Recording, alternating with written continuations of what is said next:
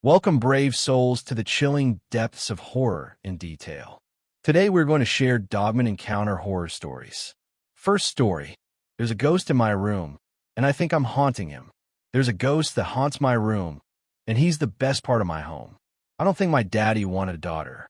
Or at least, he didn't want one after his wife couldn't be my mommy. All he ever said about her is that we can't stop death, and then got really quiet. He never wanted to talk about her after that. I always wondered how much control he had over his own life. If you can't stop death from happening, why would you stop life from happening? Because that's the choice he made. He never took me places. Friends weren't allowed inside our home. To be honest, he never seemed really happy being my daddy. There might have been more to that story. But like I said, my room is haunted, which prevents me from seeing all of the things that happen inside my house. I was very scared the first time that the ghost came for me. I felt like I was falling asleep, but then I was falling. I fell faster and faster, and I wanted to wake up, but something was pulling me far away. I couldn't breathe, and everything was really dark. It was warm and peaceful. I met the ghost, but I couldn't see him. It didn't make any sense, but all of my senses were gone. I knew that he was in front of me, but my body was missing, and there was light. I felt the light instead of seeing it, and that made it real. "I've come to take you away," he said. The ghost didn't use words, but I knew what he meant just the same. "Why are you taking me from my bed?" I thought, and he understood. "It's only for a short time," he explained. "I will be in your place, in your bed, and your father won't be able to tell that it's me instead of you. When it's over, you can go back home. But where will I go until then?" I thought, and the ghost quickly answered back. "You will stay here, where it's warm and safe. I will fetch you when tonight is over." I wanted to ask more, but he was gone. I was warm and safe. And when I returned to my own bed that night, I still felt warm and safe. It would have made sense to be afraid when I fell through the darkness and into another world. It would have made sense to doubt the ghost who pulled me from my room and took my place at night. Yet I wasn't afraid. I could feel goodness in the ghost, but I felt sadness too. It got stronger as time went on. The ghost would be in front of me for just a second when I came into his world. Each time, he got colder. Each time, he spoke less. I wanted to make him feel better, but I didn't know how. I wonder then if this was the part of growing up that no one talks about. Maybe everyone can see pain in the people around them, but they just don't understand what to ask about why it's there, even where the suffering person only needs to share a story that nobody knows how to talk about. I wanted to tell my daddy stories about the ghost that came into my room at night. But whenever I tried, he got very red and quiet. Sometimes he would walk away, and I would hear a breaking sound. Later, I would find fresh fist-sized holes in the walls. Every so often, the other world would swallow me up while I was talking to Daddy, and the ghost would take me in the middle of the day. It would still be daytime when I returned, but my daddy always avoided me until the next morning. I don't think he wanted to hear my stories. I never understood why. All I wanted was someone to share them with. And it's not even important to believe the story a friend tells you. Most of the time, the friend just wants to know they're valuable enough to be heard. Even though I was very young, I still understood that a man should value his daughter. I didn't know how to solve the problem, so I learned to stop talking about it. No one wanted to hear what I had to say, so the problem spoke for itself. It just got bigger and bigger because no one was listening. And suddenly, everything changed. I counted 19 punches in the wall that night, and 13 seconds later, my door was rattling on its hinges. I didn't understand why I had to be afraid, but I knew that I did. Sometimes, there is no why when people are scared. I put my faith in the door's lock. My faith was broken. I was falling. The ghost passed by me on the way down, and I could feel the fear wrapping around him like swirls of pure white cream in black coffee. I was rising, but I immediately started falling again, and nothing made sense, and everyone was spinning around each other. Then I was in the ghost's home. I was warm. I was safe. I was pulled out again. I landed on my bed hard enough to bounce. I gasped for air and sat up. It smelled like pennies. I felt a thick layer of sticky, red liquid pour down my shirt. My father's silhouette remained still at the other end of the room. I was confused because he didn't look angry. "I'm so sorry," he whispered, strange and familiar all at once. "But I can't stop death.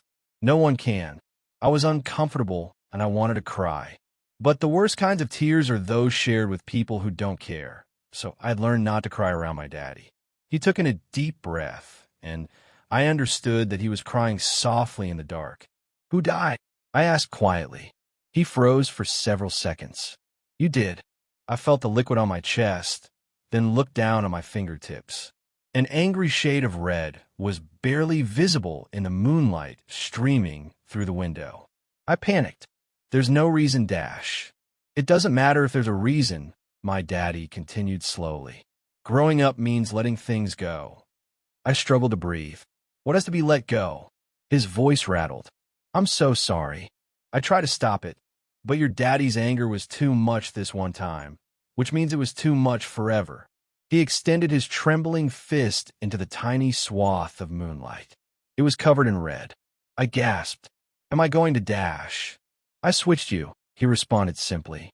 "You could only go into the other place when someone was willing to stand in for you. So no, you will not die." My head spun. I wanted to throw up.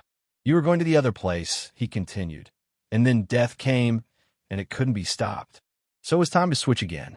I'm sorry you went back and forth so many times.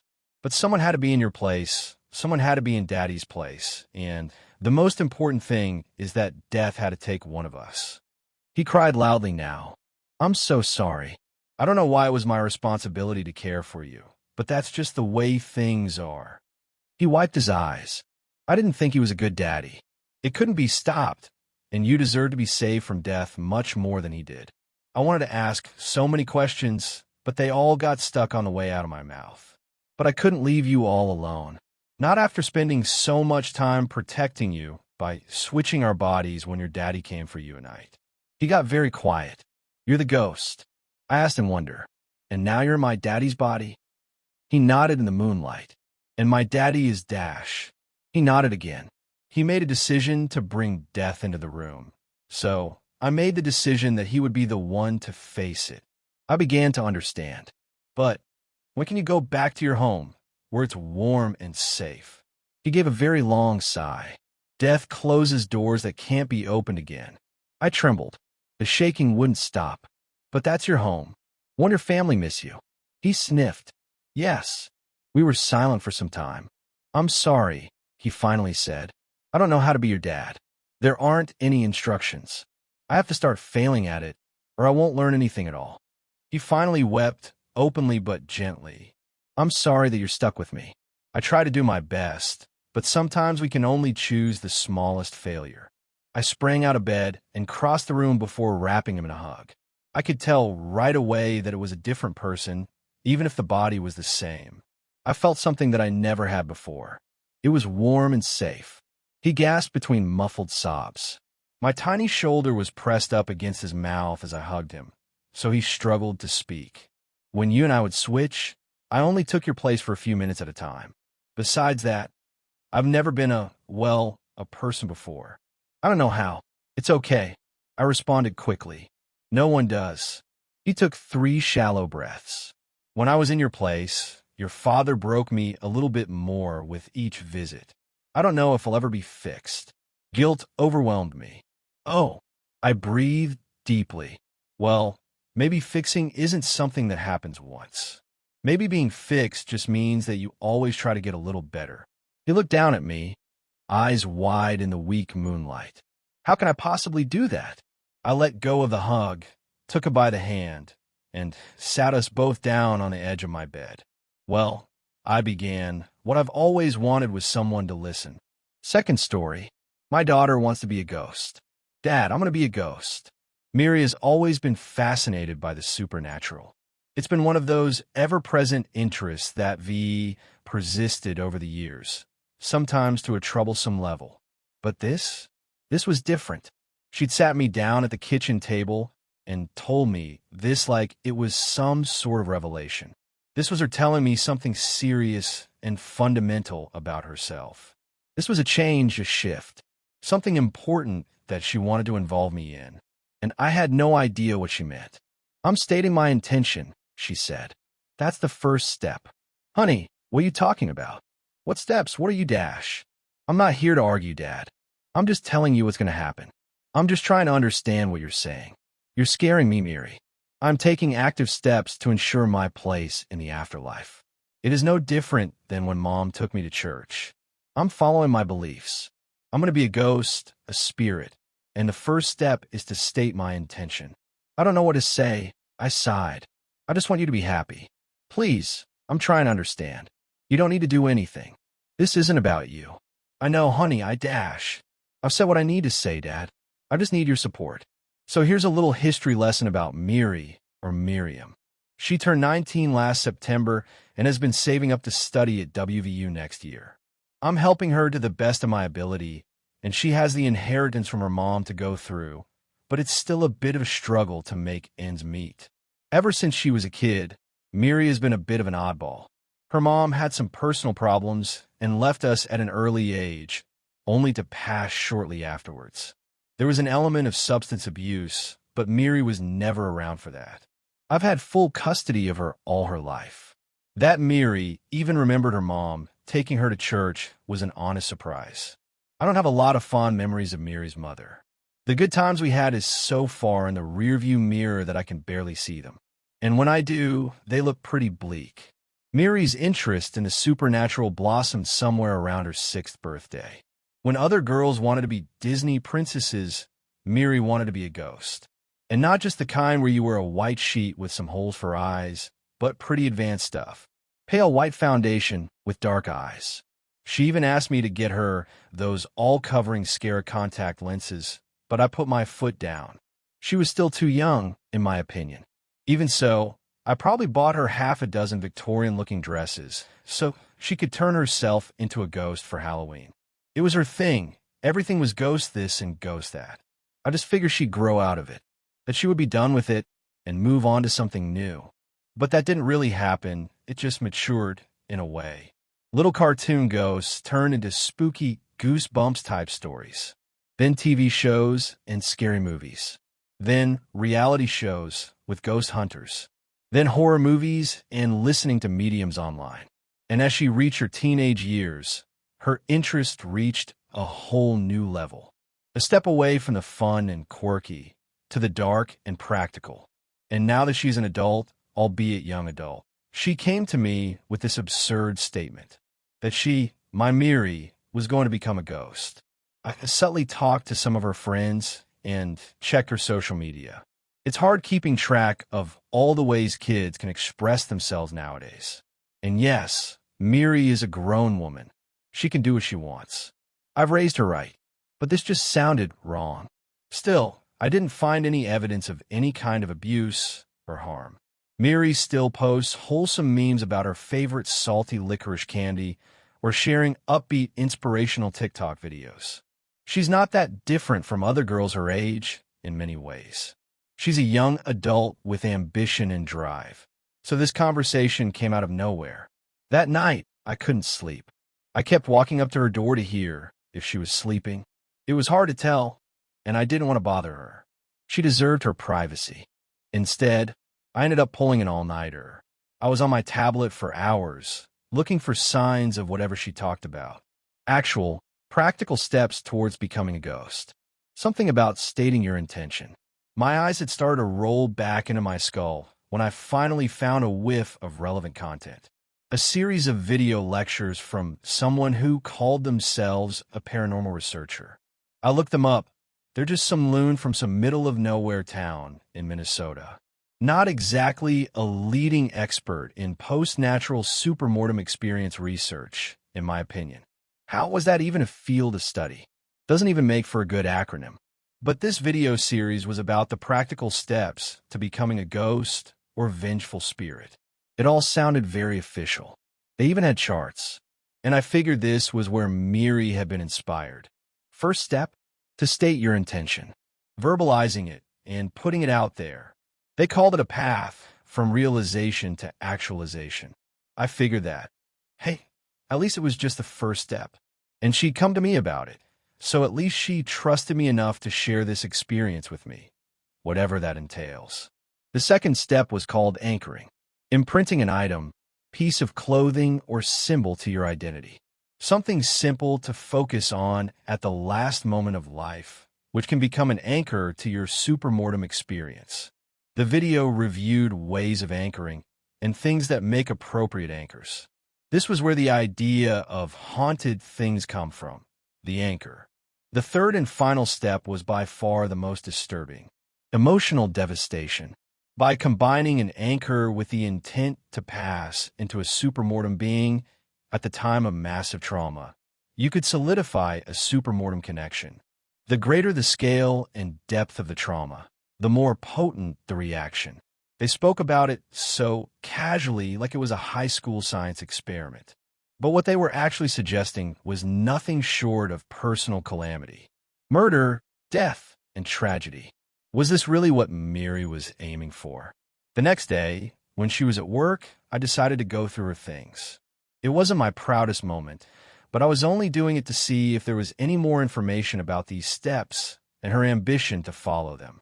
What would it mean to Miri to experience emotional devastation? Was she planning something? What would that even look like? Thankfully, I didn't find anything overtly dangerous. No weapons, no goodbye notes, nothing out of the ordinary, thank God. But there was the second step, an anchor. She had an obvious anchor, her silver cross. It was a necklace she'd worn since she was a kid, a memento from her mom. It was an obvious choice. She rarely, if ever, took it off. This put me in a dark place. If she was already at step 2, she could be on her way to step 3 at any moment. Maybe even right then and there. Look, I was in a bad mental space, and this whole situation wasn't making things better. Miri is her own person, and I support her to the core of my being, but I'm also a father. And that part of me doesn't go away. So I got in my car, and I went to see her at work. I was exhausted, panicking, and confused. Didn't even notice that I parked in the handicap space. I just stormed in. She was just working her shift, didn't seem to have a worry in the world. Needless to say, we didn't have a very constructive conversation. She said some pretty harsh things, and not all of it was untrue. I didn't stay long. Miri and I had trouble talking after that. I tried to bring it up during dinner, but she just locked herself in her room with a takeaway salad from work. I tried messaging her, but she left me on read. I stood outside her room and asked her to talk to me. Nothing. I crashed hard that night. I was exhausted, physically and mentally. Miri still wasn't talking to me, and I had to recover from my all-nighter. I went to bed early, hoping it would all feel better in the morning. I wish that was all there was to it. A couple of bad days. But no, there was more. I woke up in the middle of the night. A single sliver of light peeked in through the bedroom door, poking me in the eye. I turned to face the door, only to see Miri standing in the doorway. She just stood there, still in her work clothes. One hand on the doorknob, one hand holding something. Miri wasn't looking at me. She had this odd blank stare, like she was looking straight through me. Her mouth hung open, slack-jawed. She was panting, as if she'd been running. I looked at her. She looked back. There was this primal part of me that didn't recognize her. Something telling me that this wasn't Miri. This was something else. Something dark. After a while, she just up and left, closing the door behind her. I didn't even notice I'd been holding my breath until the door clicked. It felt like I'd stared down a lion. I hurried up to the bedroom door and reached for the handle. But I stopped myself. I'd never locked that door. Miri didn't lock hers, and I didn't lock mine. It was a social contract, a show of trust. But it brought an important question to mind. How far was I willing to trust my daughter? I tried talking to her the next day, but I only had a few minutes before she went to work. I had work too, so I couldn't do much to keep her in the conversation. She just acted like she didn't know what I was talking about. There was no step 3. There was no big plan. She hadn't been at my door last night. No. If anything, I was the one being strange. That's how it sounded, at least. I had trouble staying focused at work. We've been having some staffing issues, and some of us had to pick up the slack. Micah and his twin boys had been sick after their latest camping trip. Meanwhile, I could barely remember the last time Miri and I spent some quality time together. Between work and her diverging interests, there was little for us to talk about. And now there was even less. The following night, I considered locking my door. I had trouble sleeping. There was that gnawing thought in the back of my mind that maybe, just maybe, I wouldn't wake up. If Miri was serious about this thing, she might do something stupid.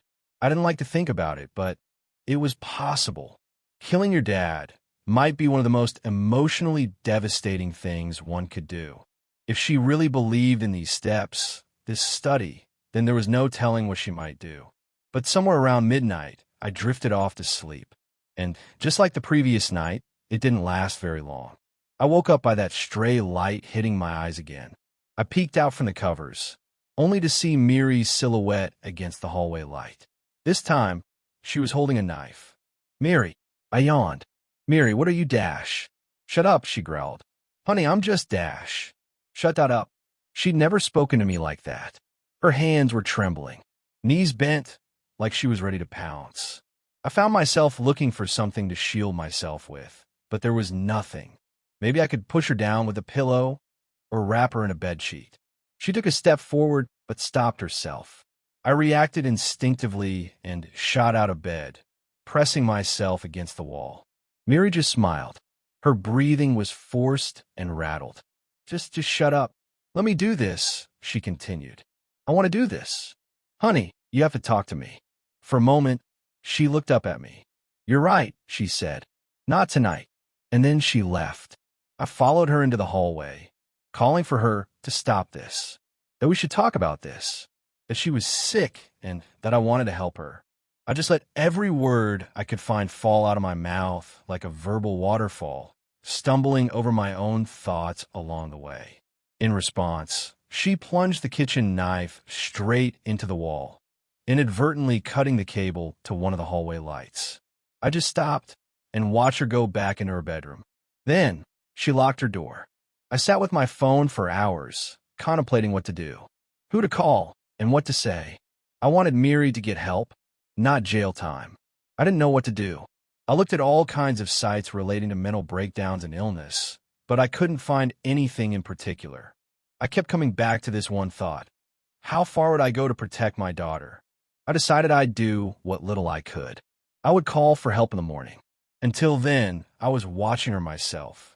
I dragged a chair through the hallway, past the knife in the wall, and sat down next to her locked door. I'd listen, and I'd make sure she was okay. Then tomorrow, she could get help. I must have fallen asleep in that chair. I woke up to the sound of a startled shriek as Miri got out of the room in the morning. She wasn't prepared to see me there. I could see she was confused and a bit hurt. This was the Miri I knew and loved. I recognized her. "I can't deal with this, Dad," she sighed. "Not like this. We need to talk about last night. I'm not doing this." She picked up her bag and headed for the front door. I followed her. "Miri, you're not walking out that door. We're dealing with this. Aren't you late for work?" "Miri, for God's sake." I slammed my hand on the kitchen table, rattling an empty dinner plate from last night. Miri just looked at me and shook her head. "I'm staying with a friend tonight," she said. "Sort yourself out." "Miri." She was out the door, but I followed her down the driveway. She got in her car, locked the door, and ignored me. I pounded on the window, called out to her, and pleaded. She just backed out and left me there. I didn't even have my shoes on. I took a sick day, tried to find someone to call for help, trying to make sense of the symptoms, but I was hitting dead ends at every turn. Some sites called her schizophrenic. Others said it could be lead poisoning. One site just kept recommending overexposure therapy, whatever that is. I spent all day on the phone, but no one could tell me anything. They asked me to book a time for consultation and to take her in for examination. But as soon as I explained that she was legally an adult, the conversation stopped. It seemed that my options were to either call the police or get her to come voluntarily. Neither was a feasible option. I couldn't lose her. I tried calling Miri all day, but there was no response. She'd either blocked me or turned off her phone. She wasn't online on her socials, and she wasn't checking her email. I considered going to her job to talk to her directly, but I'd already tried that once. Going back there might get me barred forever. I tried to convince myself it was something temporary or a misunderstanding. I really tried. But the mental image of her standing there with a shaking knife in her hand had been burned into my mind. The greater the scale and depth of the trauma, the more potent the reaction. I watched the video over and over. Step 3. Step 3. Step 3. I fell asleep looking at my tablet that night. And for the final time, it didn't last long.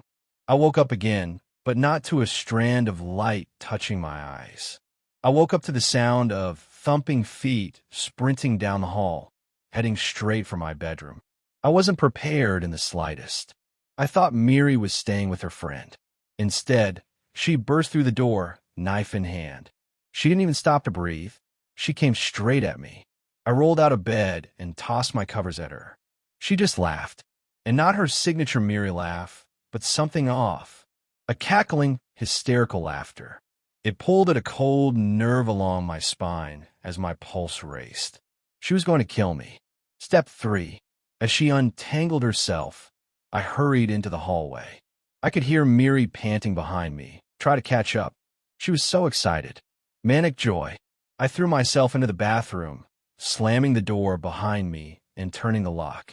I could hear her rush past the door, not even stopping to check. She had a plan. I didn't skip a beat. I scrambled for something to defend myself with.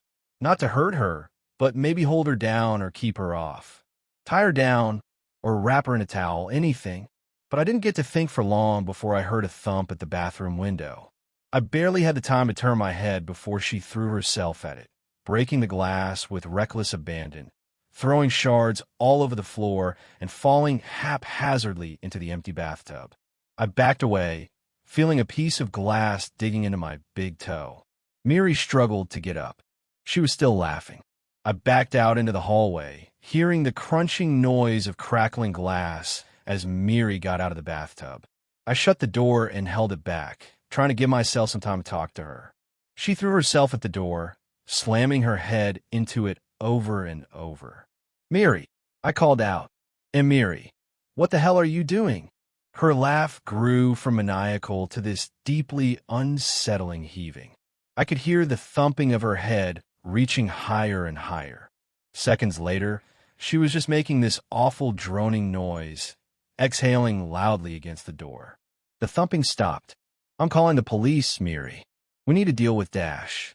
The door was torn right off its hinges as Miri ripped it out of the frame. She looked about 3 feet taller, and her one arm had taken on a strange shape, like it had an extra joint. And her face. That wasn't her face anymore. I stumbled backwards. I felt a part of me grow cold as I realized I had a knife lodged deep into my left shoulder. Miri's long arm had shot out like a scorpion stinger. It was such a shock that my legs just gave out. My body wasn't responding anymore. My heart had had enough. I sank to the floor as she loomed over me. This wasn't my Miri. This was something else, and it was doing something to her just as much as it was to me. I was panicking, not knowing how to save either of us. That dark, sinking feeling where you realize just how fast you're running out of options. "I'm gonna be a ghost, Daddy," the thing grinned. "I'm gonna be a ghost."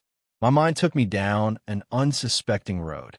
Akin to your life flashing before your eyes, a realization dawned on me. There'd been someone else in my life that had followed the 3 steps to become a spirit, maybe inadvertently. Miri's mother had said one last thing to me the day she lost custody. She had leaned forward, spat on my shoes, and growled, "I'll haunt your nightmares." She'd said so many horrible things to me over the years, I hadn't really thought about it. It was just one more thing in a long list of abusive language. But in the context of those steps, it could be considered an intention. An anchor? Well, the Silver Cross. It had meant a lot to her, just as it did to Miri. And emotional devastation, well, pretty much everything about that woman was a tragedy. From the way she lived to the way she died. It was a long shot, but it might be her. And looking at the face of Miri's twisted image, I could recognize the malice.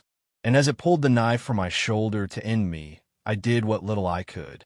I tore the little silver cross from her neck, put it in my mouth, and bit down, breaking it into two distinct pieces. With a desperate shriek, she sunk the knife into me again. I recognized her anger from that day at the courthouse. This was the same woman who'd had Miri taken from her all those years ago. And with every beat of my heart, the world grew darker as I bled out on the floor. But unconsciousness is just like blinking. One moment you're there, one moment you're somewhere else. And I went from feeling bad to downright miserable.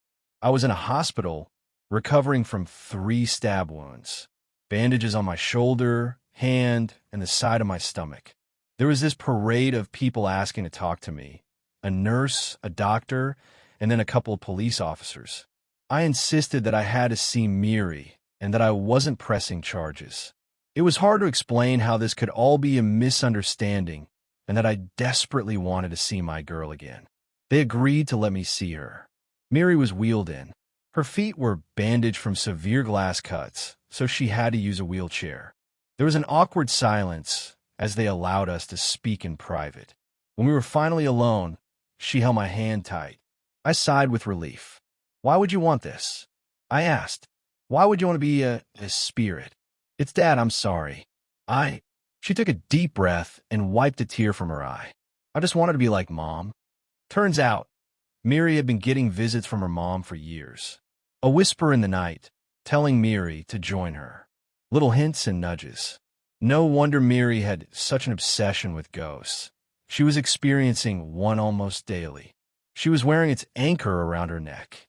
With that gone, Miri had a clear image of what had happened. The nightly visits, the obsession.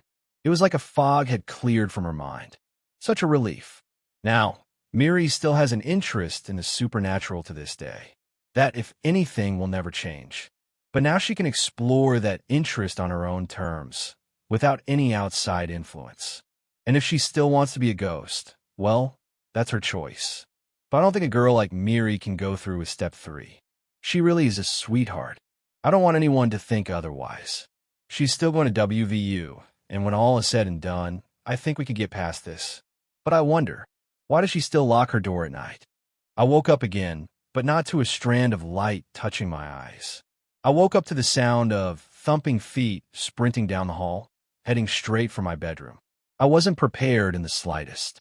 I thought Miri was staying with her friend. Instead, she burst through the door, knife in hand. She didn't even stop to breathe. She came straight at me. I rolled out of bed and tossed my covers at her. She just laughed, and not her signature Miri laugh, but something off. A cackling, hysterical laughter. It pulled at a cold nerve along my spine as my pulse raced. She was going to kill me. Step 3. As she untangled herself, I hurried into the hallway. I could hear Miri panting behind me, trying to catch up. She was so excited. Manic joy. I threw myself into the bathroom, slamming the door behind me and turning the lock. I could hear her rush past the door, not even stopping to check. She had a plan. I didn't skip a beat. I scrambled for something to defend myself with. Not to hurt her, but maybe hold her down or keep her off. Tie her down or wrap her in a towel, anything. But I didn't get to think for long before I heard a thump at the bathroom window. I barely had the time to turn my head before she threw herself at it, breaking the glass with reckless abandon, throwing shards all over the floor and falling haphazardly into the empty bathtub. I backed away, feeling a piece of glass digging into my big toe. Miri struggled to get up. She was still laughing. I backed out into the hallway, hearing the crunching noise of crackling glass as Miri got out of the bathtub. I shut the door and held it back, tried to give myself some time to talk to her. She threw herself at the door, slamming her head into it over and over. "Miri," I called out. "And Miri, what the hell are you doing?" Her laugh grew from maniacal to this deeply unsettling heaving. I could hear the thumping of her head reaching higher and higher. Seconds later, she was just making this awful droning noise, exhaling loudly against the door. The thumping stopped. "I'm calling the police, Miri. We need to deal with Dash." The door was torn right off its hinges as Miri ripped it out of the frame. She looked about 3 feet taller, and her one arm had taken on a strange shape, like it had an extra joint. And her face. That wasn't her face anymore. I stumbled backwards. I felt a part of me grow cold as I realized I had a knife lodged deep into my left shoulder. Miri's long arm had shot out like a scorpion stinger. It was such a shock that my legs just gave out. My body wasn't responding anymore. My heart had had enough. I sank to the floor as she loomed over me. This wasn't my Miri. This was something else, and it was doing something to her just as much as it was to me. I was panicking, not knowing how to save either of us. That dark, sinking feeling where you realize just how fast you're running out of options. "I'm gonna be a ghost, Daddy," the thing grinned. "I'm gonna be a ghost." My mind took me down an unsuspecting road. Akin to your life flashing before your eyes, a realization dawned on me. There'd been someone else in my life that had followed the 3 steps to become a spirit, maybe inadvertently. Miri's mother had said one last thing to me the day she lost custody. She had leaned forward, spat on my shoes, and growled, "I'll haunt your nightmares." She'd said so many horrible things to me over the years, I hadn't really thought about it. It was just one more thing in a long list of abusive language. But in the context of those steps, it could be considered an intention. An anchor? Well, the Silver Cross. It had meant a lot to her, just as it did to Miri. And emotional devastation, well, pretty much everything about that woman was a tragedy. From the way she lived to the way she died. It was a long shot, but it might be her. And looking at the face of Miri's twisted image, I could recognize the malice. And as it pulled the knife from my shoulder to end me, I did what little I could. I tore the little silver cross from her neck, put it in my mouth, and bit down, breaking it into 2 distinct pieces. With a desperate shriek, she sunk the knife into me again. I recognized her anger from that day at the courthouse. This was the same woman who'd had Miri taken from her all those years ago. And with every beat of my heart, the world grew darker as I bled out on the floor. But unconsciousness is just like blinking. One moment you're there, one moment you're somewhere else. And I went from feeling bad to downright miserable. I was in a hospital recovering from 3 stab wounds, bandages on my shoulder, hand, and the side of my stomach. There was this parade of people asking to talk to me, a nurse, a doctor, and then a couple of police officers. I insisted that I had to see Miri and that I wasn't pressing charges. It was hard to explain how this could all be a misunderstanding and that I desperately wanted to see my girl again. They agreed to let me see her. Miri was wheeled in. Her feet were bandaged from severe glass cuts, so she had to use a wheelchair. There was an awkward silence as they allowed us to speak in private. When we were finally alone, she held my hand tight. I sighed with relief. "Why would you want this?" I asked. "Why would you want to be a spirit?" "It's Dad, I'm sorry." She took a deep breath and wiped a tear from her eye. "I just wanted to be like Mom." Turns out, Miri had been getting visits from her mom for years. A whisper in the night, telling Miri to join her. Little hints and nudges. No wonder Miri had such an obsession with ghosts.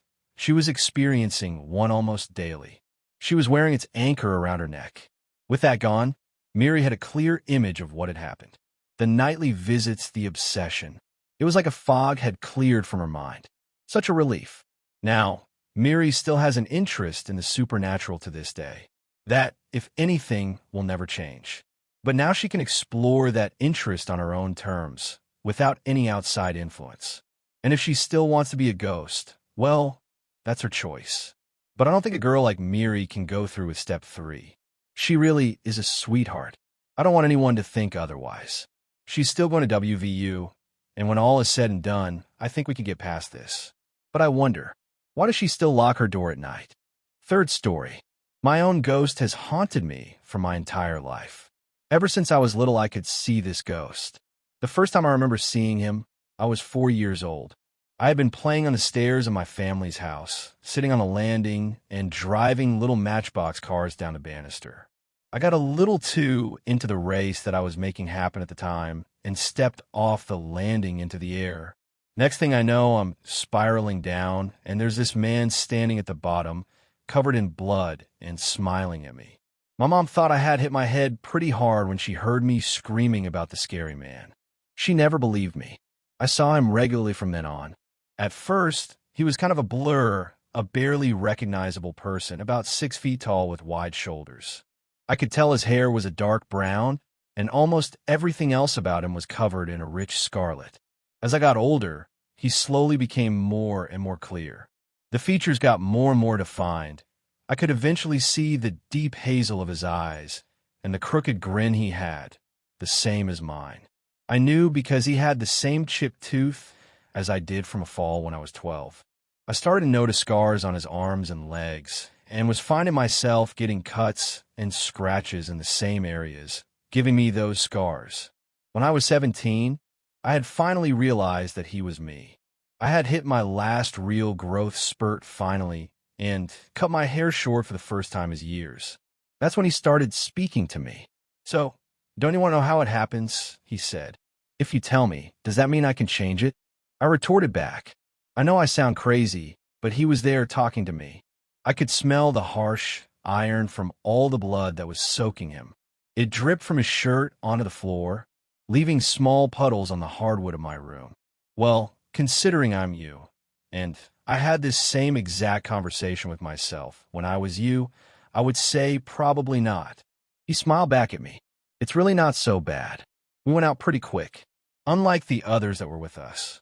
"What do you mean, the others?" I asked. "Oh, just some friends. I'll give you this hint, though. We die at 26 years old, alone, separated from those friends. Do with that what you will." With that, he vanished. I didn't see him again until the day before my 26th birthday. 3 hours ago, I had repressed all these memories for the last few years. It must have been all the stress I was under at the time, trying to apply for colleges and the like. Obviously, my morbid teenage imagination was just stretched thin. I'm turning 26 tomorrow. Some friends of mine from college had planned a whole trip, go to a nice lake house a few hours away that one of their cousins owned. It was going to be a relaxing weekend, drinking, goofing off. Maybe I'd finally get with Annie, the girl that I had been flirting back and forth with for a few weeks now. I had the TV on the news, just as background noise while I was packing the last of my things. That's when he showed up. "So almost time. You ready?" He asked me, a huge smile on his face. That was all I could say. The floodgates opened, all the memories flooding back. Seeing him until I was 17, every time getting more and more clear. Now he was so vivid, I felt that I could reach out and touch him. The smell of blood was stronger than ever. I could hear it dripping as it pooled underneath him. "How? How does it happen?" I asked. "Oh, I'm not going to spoil the fun." He let out a laugh, the same as mine. "Just watch the news. Also, go ahead and give Jake a call. It won't do any good, though." I looked over at the television. There was a report about a string of murders happening over the past few weeks up around the town, where the lake house is. I looked back to my ghost and noticed something had changed. Now, with all the blood, I could see where it had come from. The gash in his neck let out a small geyser of blood as he laughed. "You know, I actually tried to warn you when we fell down the stairs when we were 4. I thought I could stop all this somehow. Then I remembered that I had already seen all this before. It's the cycle. No use fighting it." He laughed again. "See you soon." He popped out of existence. The smell slowly faded. I looked back to the TV, listening to the report. Were we all going to die tonight? I called Jake, who was driving us all there. I begged him to call off the trip, but he wasn't having it. He thought I just didn't want to celebrate my birthday. Said he was coming over in an hour to pick me up. I turn 26 tomorrow. It's going to be my last birthday. Fourth story. I'm a nurse in a haunted hospital. We don't tell the patients these stories. I work as a nurse in a post-surgical unit in the biggest hospital in my city. Patients come from hundreds of miles away to get their operations here. The surgeons are known to be the best. But what we don't tell the patients, what we're not supposed to tell them, is that there are ghosts here. Just like any other hospital, people pass away and their spirits sometimes linger, or maybe it is just a fragment of them that remains behind, something that science can't explain yet.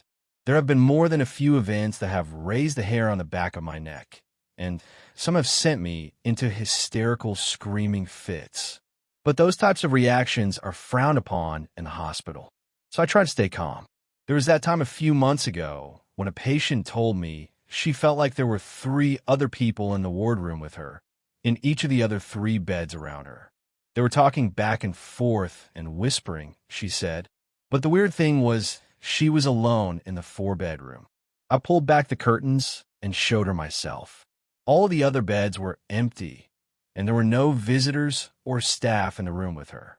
As if that weren't disturbing enough, a few weeks later, a different patient said the exact same thing when she had been left alone in the same room. She described it exactly the same way, saying they were whispering back and forth and it was keeping her awake.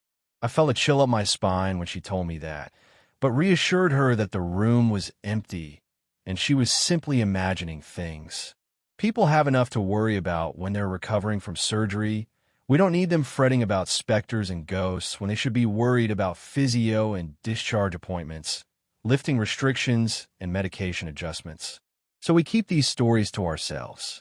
Some nurses said they couldn't sleep in a certain storage room during breaks on night shift, since they'd had too many bad experiences there. When I asked them about it, they said they'd had bad dreams and felt like someone was in the room with them, standing over them while they slept. I didn't believe in those things myself, so I slept in there on the night shift and found out firsthand why nobody else wanted to use it as a nap room during breaks.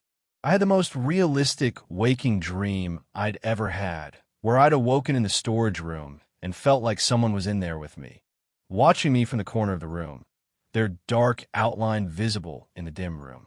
When I wanted to turn on the lights, they didn't work, and the door wouldn't open, and for some reason in my dream, which seemed like reality, I chose to lie back down and go to sleep again, while the thing crept closer and closer, vanishing only to reappear just above me.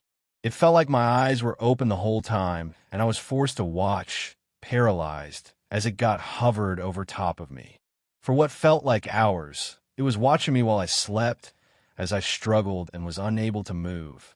I finally came to my senses and finished my break early, going back to work and trying to forget about the horrible experience. But I refused to sleep in that storage room again. There was another event which haunts me to this day, especially since I'm heading in for a night shift right now, in just a few minutes. Another nurse told me a story on the night shift last week, and I've been thinking about it a lot since then, and it's been occupying my mind more and more, especially when I'm alone in the break room at night. We have a staff room where there are 2 small couches and a TV. Some nurses go in there to sleep during breaks on a night shift, and we try our best not to wake them up. She was sleeping on a couch there one night, and a bright light woke her up. There's an adjoining room with a bathroom and lockers, so she figured one of the nurses had gone in there and left the light on. I looked over at the door, she told me. You know how it has that little glass window, and you can see through to the other side? Yeah, I said. I see it every day. So, there's this woman on the other side of the door, and she's looking at me through the glass. I got shivers up my spine when she said this. Maybe because it was the night shift, maybe because that was where I was going on my break in an hour to sleep, or at least try to. And so I see her there, but she's not really looking at me. She's just kind of staring straight ahead. And the first thing I notice about her is her hair.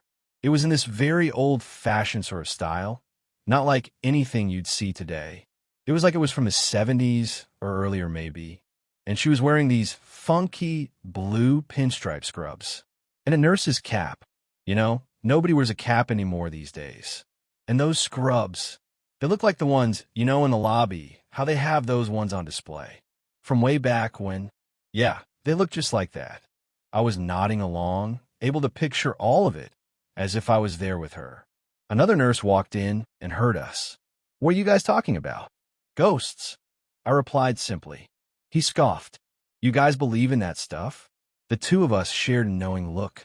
He hadn't been working on the floor long enough to have seen them himself. And some people just aren't attuned to these things. The nurse went back to her story.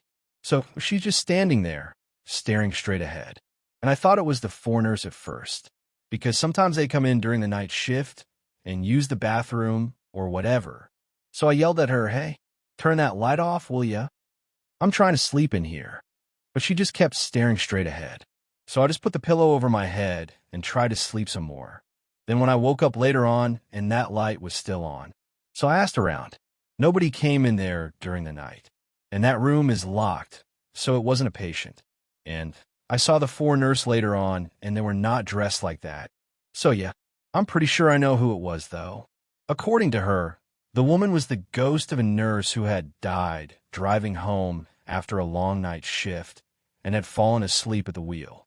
Based on the description she'd given, an older co-worker had recognized her. She'd said that was exactly what an old nurse who used to work there looked like. And from that point on, the nurse who told me this story always remembered to stay awake behind the wheel on the drive home. Every time my eyes start to blink and I'm getting tired, man, I think about that old nurse with the curly gray hair standing behind the glass, and I'm wide awake again. Better than a frickin' cup of coffee, I'll tell you. Something occurred to me as she finished the story. That's really weird. My patient in room 14 told me last night that they saw someone peeking their head in the room and looking at them, and sometimes they would stand in the doorway and just stare at them for a while. She said the person had a very old-fashioned haircut and old-fashioned scrubs. She thought it was a ghost or maybe a hallucination. Ghosts and hallucinations are commonplace on the post-surgical floor, and sometimes it can be difficult to tell the two apart. Pain medication-induced post-operative delirium is not unheard of, especially in the elderly. She thought it was the Dilaudid. So none of that tonight. Just sticking with Tylenol. Good idea, the other nurse said, and I excused myself. I figured I'd check on my patients, especially the ones in room 14. I was somewhat unsurprised to see a woman in blue pinstripe scrubs with a cap looking in at them from the doorway. Despite my terror, I began to walk on shaky legs down the hall toward her. She turned to look at me and went away from the patient's room, going down the side hall at the end of the unit. I ran to catch up with her, needing to see for myself who she was. When I got to the end of the hall, I looked to the left. She was gone, but it had only been a few seconds. I ran down the short length of hallway to the next corridor. This other one was much, much longer. She could not have disappeared so quickly unless she went into a patient room. But again, she was gone. My heart hammering in my chest, I refused to believe it was a ghost. Such things didn't exist. They just couldn't. Room 9 was the only one she could have gone into in such a hurry. I went in and found all of the patients were wide awake, despite the late hour of the night. It was 3 a.m., and everyone should have been asleep. "It's freezing in here. Can you give me a warm blanket?" asked the patient by the door. I told her I would, and she nearly screamed in fright. "Oh my goodness," the old woman said, startled. "I didn't see you there. So who were you talking to?" I asked. "The other nurse. The one who just came in. Where did she go?" I felt a presence behind me and looked to see the shape of something moving, but then it was gone, like a wisp of smoke on a windy day. Not wanting to tell the woman it had been a ghost, I just made up an excuse and told the woman I'd get her a warm blanket. Nothing seemed to help, though. None of the patients in that room slept very well that night, if at all. They kept saying they felt like there was something laying in the bed right next to them.